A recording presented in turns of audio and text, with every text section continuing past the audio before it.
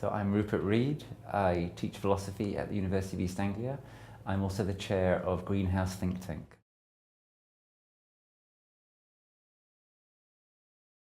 So Greenhouse's new project is about facing up to climate reality.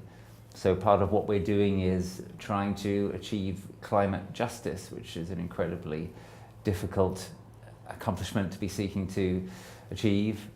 We're very concerned about the ways that poor countries, low-lying countries, small island countries are going to be handled, treated, devastated by dangerous man-made climate change, and that results in all sorts of injustices which we're interested in curing or ameliorating. But I'd also say that we in Greenhouse don't think that it's all about justice. We think that there are questions of scale which are also really important. We think that it's absolutely crucial that we as human beings stay within the limits to growth. That's not just about justice, that's about whether we produce and consume more or less, and whether we try to operate on a global level or whether we accentuate more the local level.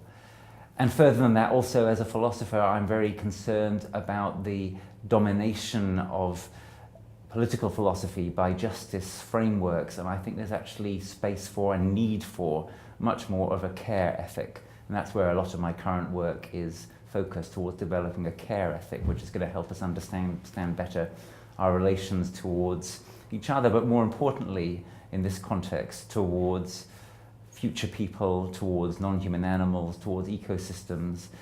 I've argued that these kinds of considerations are not exhausted by considerations of justice.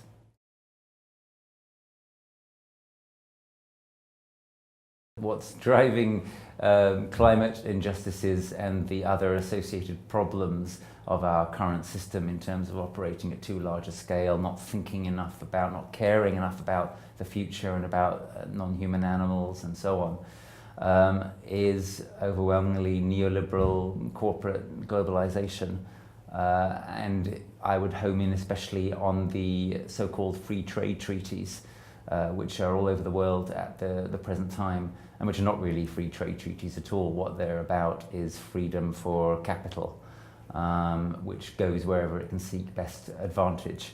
That's at the root of our current problems considered from a political economy point of view. Yeah, that's what we have above all to seek to target and change.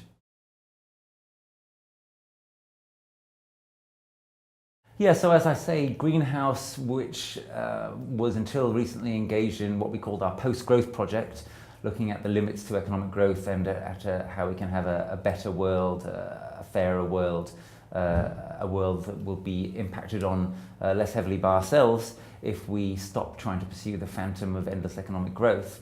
We're now switching to our project, which we're calling Facing Up to Climate Reality.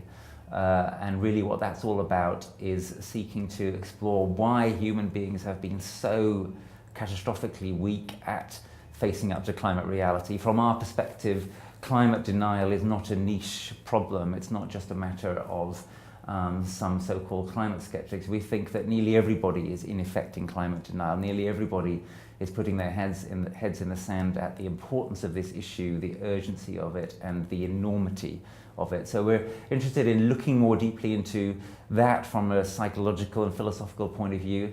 And then we're interested in thinking long-term about what the future may hold in terms of the probability of a climate-damaged world and what we can do about that. And seeking to think how we may be able to ameliorate that or conceivably stop it, although it's almost inconceivably hard now, we think, tragically, to stop the future from being damaged severely damaged compared to where we are even now in the present, where we've already suffered some real damage.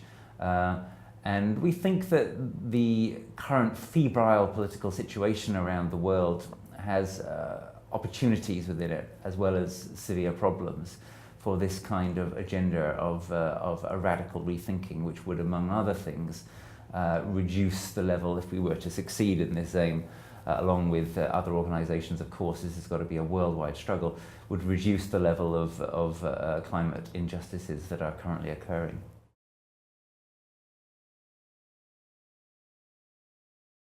Difficulties include things like that we are saying things that are incredibly unpopular, in some cases hard to understand, or people don't want to understand them, that it's difficult to get funding for this work. As a think tank, we see ourselves working sort of at the intersection between politics and activism on the one hand and academia on the other hand. And we're doing stuff which is perhaps a little bit too full-on or slightly political for academia, but thought work and thought leadership, if you will, that is necessary and crucial. But not so easy to get funding for. We're not a charity because of the nature of the work that we do, and organisations such as BP or the Bank of Scotland are unlikely to look kindly upon our work. So there are some very practical limitations in the face of this work. But yeah, I think that the biggest obstacle of all is to do with what we're actually looking at, which is we are looking at stuff that people, it seems, don't want to look at because it's so hard, it's so scary, it's so big. That in itself is a pretty big obstacle, but that in a way is helpful because it means that the very reason why our work is hard is part of what we're looking at in our work. So that sort of wraps it up in a way and helps the project make sense.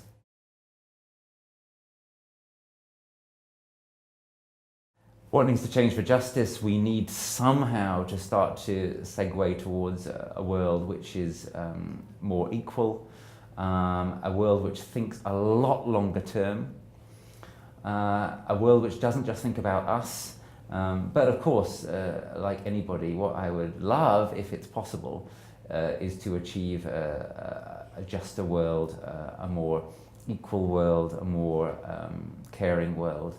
And yeah, that's what our work is bent towards.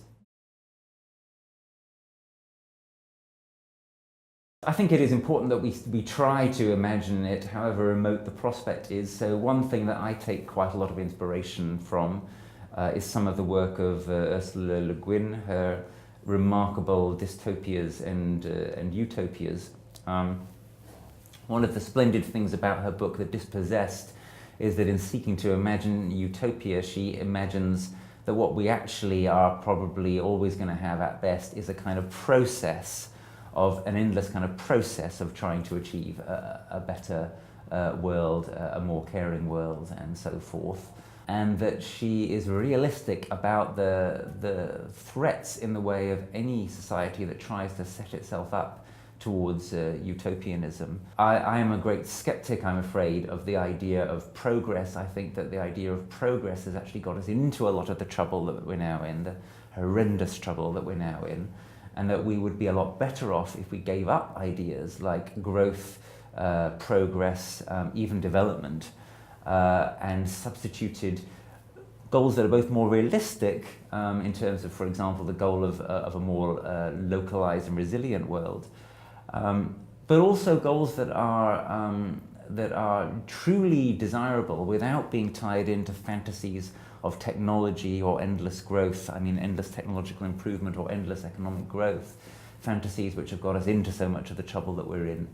And in novels like The Dispossessed and also her extraordinary work, The Word for World is Forest, I think Le Guin gives us glimpses of the better world that in our hearts we know is possible, even though I think we know, or at least need to know, that it's going to be really hard to achieve it, and that right now we're not on the right path.